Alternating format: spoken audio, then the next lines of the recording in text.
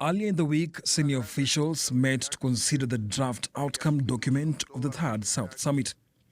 Uganda has assumed the chairmanship of the Group of 77 plus China from Cuba, which held the mantle for the past 1 year.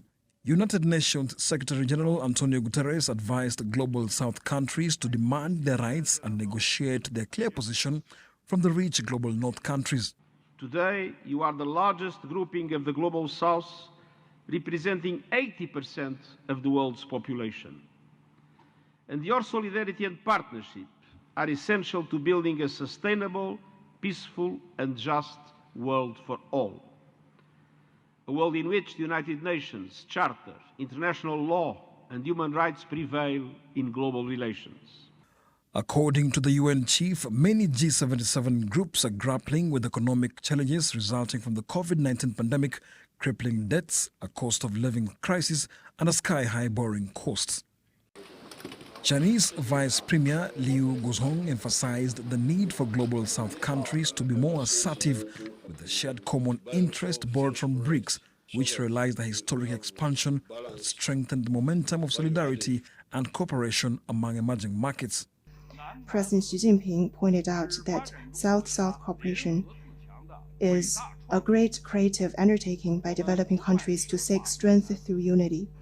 We have been deepening South-South cooperation, advancing North-South dialogue, and standing together in international affairs.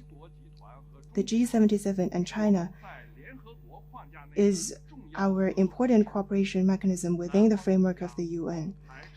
Countries of the South have also created such platforms as the BRICS and the African Union to send common messages and uphold shared interests.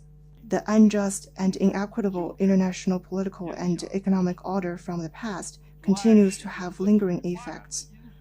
We need to renew our efforts to forge a united, equal, balanced, and inclusive global development partnership and build a community with a shared future for mankind.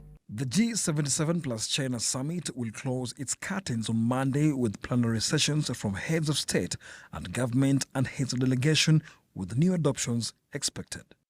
The Group of 77 also makes statements at various main committees of the General Assembly, other subsidiary bodies, sponsors and negotiates resolutions and decisions at major conferences and other meetings held under the United Nations dealing with international economic cooperation and development, as well as the reform of the United Nations.